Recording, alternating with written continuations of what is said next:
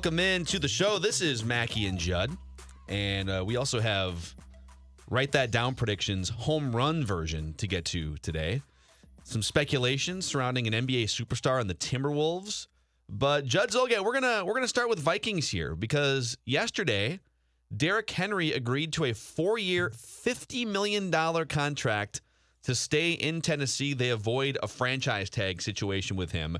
$25 million guaranteed for Derrick Henry. So basically, it's 4 years, $12.5 million per year, which makes him the 5th highest paid running back in the NFL at age 26. And of those 4 years, 2 years are guaranteed. So they're basically saying, we'll guarantee you $12.5 million this year and next year, and then we'll kind of see after that in terms of guaranteed money. Well, Dalvin Cook made it very clear through at least through his representation and through the media a couple months ago that he wants a new contract. And if he doesn't get a new contract, then he might not partake in football activities. Of course, he has to report day one of training camp, or he doesn't have a whole lot of leverage in this situation. Yeah, shocking. The league screwed him. Right. But what are your thoughts on a 4-year, $50 million contract for Derrick Henry, $25 million guaranteed, and how it might impact Dalvin Cook's discussions with the Vikings? So this conversation to me is a little bit difficult because I'm not in favor of breaking the bank for this position across the board. This does not mean that I think it's not important, okay?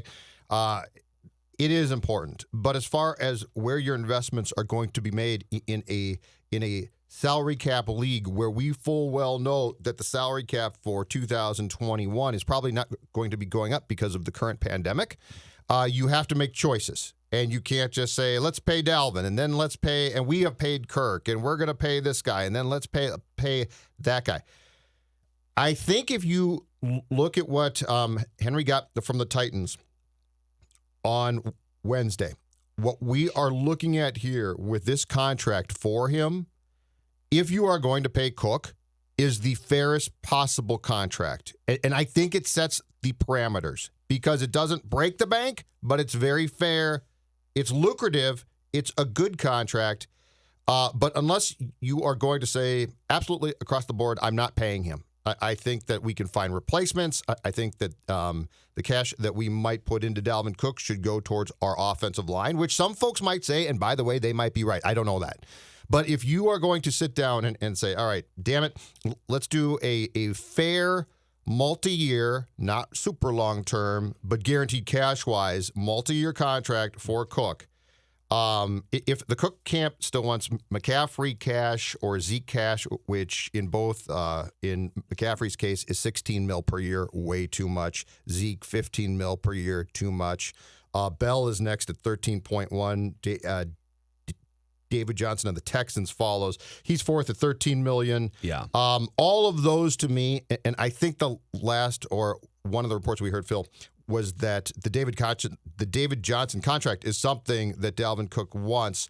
$13 million to me right now pushes things a bit. Yeah, me too. But Derrick Henry led the league in rushing last year. He is very good at 12.5. If you're going to give Dalvin Cook a contract, I think that this is the contract that you can probably look at and in fairness go back to him and say, Derrick Henry just took this. We will do something very similar to this. It definitely gives you a benchmark if you're Dalvin Cook and his agency because, all right, hey, this is the newest contract that was signed, and it wasn't a Christian McCaffrey contract. It wasn't the $16 million a year. So, yeah, we totally all agree that my client, in terms of injuries and things like that he's not going to get $16 million. But what about Derrick Henry money, $12.5 million? And to which I say, I think the Vikings have to make a decision philosophically. Are you going to pay a running back $12 to $15 million or not?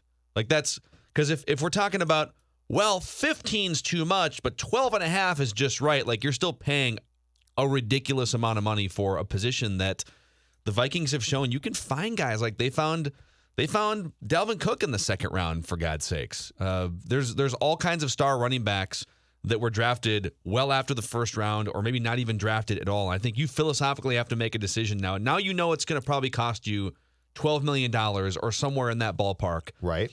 If you want to sign Dalvin Cook. Now the argument that the Vikings could make is, all right, Derrick Henry's been in the league for 4 years. He's played all but 2 games He's played 16, 15, 16, and 15 games in his NFL career to this point. Yep. And he's getting 12.5 as the NFL's leading carrier and rusher and touchdown scorer at that position. Mm-hmm. There are different types of running backs. Derrick Henry's more of a pure running back who caught like 10 passes or something last year. 18 last year. So he doesn't catch a lot of passes, 1 per game. I think Dalvin is a better, more well-rounded overall running back when healthy, and I think the fact that he's younger by a year and a half or so, he's going to be 25 years old this season. Yep. I think those things play into his favor for a contract extension compared to Derrick Henry. But if Derrick Henry right now is established as the best running back in the NFL from a pure running standpoint, and he's making 12.5, the Vikings argument has to be, well, then he's going to make more than Dalvin because Dalvin doesn't play enough games. So if the Vikings can use all of this to get Dalvin for like $9 or $10 million. Now I'm more interested, but I'm still not ready to pay almost $13 million a year for a running back. I think it's going to, if you are the Vikings that are going to get this deal done, I think it's going to cost you now between 11 at the very least and 12. 12 do you plus. do it? That's a lot of money. What I'm saying is, if I'm the Vikings and I want to keep Dalvin Cook happy and for the next 3 or 4 years, okay, or 3 years, let's say, I look at this contract and say the parameters are now drawn.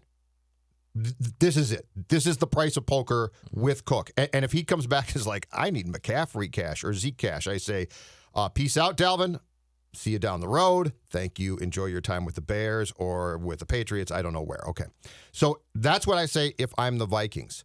Personally, as Judd, I say to myself, do I want to invest this potentially in a wild card position with a guy who we already know does not stay on the field consistently, or think about this, or take a large chunk of the cash that would go towards Cook's contract now and put that into my, for instance, offensive line? Personally, I go line. I do too. But I do think that this contract draws now the basic the template for what the Cook contract is going to be somewhere, either here or after 2020, somewhere else. Here's another way for us to think about this, okay? Like, there's sort of an intuition when you think about the value of positions in the NFL. And when the Kansas City Chiefs signed Pat Mahomes to a 10-year contract, my first thought was, and he is the best quarterback in the NFL. And let's say Derrick Henry is in the conversation for best running back in the NFL. He's certainly the best pure running back in the NFL, in rushing right? last year. Absolutely, so two guys who are, I think Pat Mahomes a little more solidified as the best quarterback. Like, you'd get a higher percentage of votes for him. Some people might say Zeke Elliott's the best running back, but Derrick Henry is in that category, all right? When Pat Mahomes signed a long-term contract extension with Kansas City, my first thought was, well, they're winning 5 Super Bowls. Yep. They're going to win like 5 Super Bowls. He already got 1. They're probably going to win like 4 more over the next 10 or 11 years, right? Yep. When Derrick Henry signed with the Titans, my first thought, my intuition was, well, it's going to be harder for them to win a Super Bowl now. They just signed a running back for $12.5 million. Mm-hmm. So, like, watching football, we've seen Super Bowl team after Super Bowl team win and hoist trophies with random dudes at running back. Like, go back and look at the last 10 teams that have won a Super Bowl. Look at some of the teams that have played in Super Bowls. It's not Le'Veon Bell. It's not Zeke Elliott. Well, it's not Barry Sanders. It's random dudes. Quarterbacks and offensive lines are where you should put your resources. And it's no one's fault that I think it's pretty simple to prove out that the best years that you get from that position often are rookie contract years. Correct. That's just the truth. Like, it sucks for running backs. We go through these debates and machinations of the running back is not important, or the running back is important and you don't get why, or the running back, and they're fun debates and it's sports, so I get it. But it's nobody's fault that God created a position that is disposable. You know, it's sort of first base. It's first base, right? I can find you guys. And it's not like the first base I can argument. find you a left fielder. I can find you guys. I can't find you an ace pitcher. I'm sorry. God made that more difficult for me. The left fielder thing is like Josh Willingham was a really good he was a good hitter who stood in left field, I should say. Like the Twins signed Josh Willingham, and he hit 35 home runs and had one of the best power hitting seasons in Twins history. and then, just go find another job. Just go find another. Michael Kadire was available, right? There's guys available. Yeah, I'd even make the argument second base is more like running backs. Like you can plug and play guys, Jonathan Scope, right? You can plug and play dudes at second base, and it's not a position that you should never overspend at, i.e. Brian Dozier, too. Same example. Guy who mashed, didn't give the contract. You find Jonathan Scope, and you can plug and play. And baseball has that, and that's fine. But we seem to accept that in baseball. I think the difficult thing about this position in football is the running back touches the ball a ton, and in our brains we can't process, but if he touches the ball that much, he must be vital. Well, yeah, but as Phil said, you can replace him with somebody else. And I would rather, after seeing what the Vikings have been up against in the past 5 years more, I would rather solidify and take my cash and spread it out on the O-line and then put a guy behind there who says, oh, look at that gaping hole. Yeah. I wonder why there's a big hole to run through. Oh, because my offensive line is really good. Yep. So this is definitely a benchmark for negotiations with Dalvin Cook. $50 million over 4 years, $25 million guaranteed, and the fifth highest paid running back in the NFL. I have a hard time seeing how Dalvin Cook will get more than that. But again, it's like, what's the win here for the Vikings? Is the win, well, we didn't pay him 15, we got him down to 12. Yeah. Well, okay, if you're still paying him 12, does that prevent you from getting a right guard long term or, a cornerback in free agency that can help you with a bunch of young guys for next year? I personally would probably not do it. I think the Vikings might. I think I agree with that. I think I get they the paid feeling, Adrian Peterson like $14 million a year before any of these guys were making this much money. And here's a very important question to the equation of if the Vikings are going to pay Dalvin Cook. Are there people that want to keep Zim around, which by extension keeps Kubiak here, which by extension makes Dalvin Cook more important than if you know in your heart of hearts that Zim is not going to be back after 2020, like this is going to be it, and you are going to try and identify a young offensive mind. This sounds weird.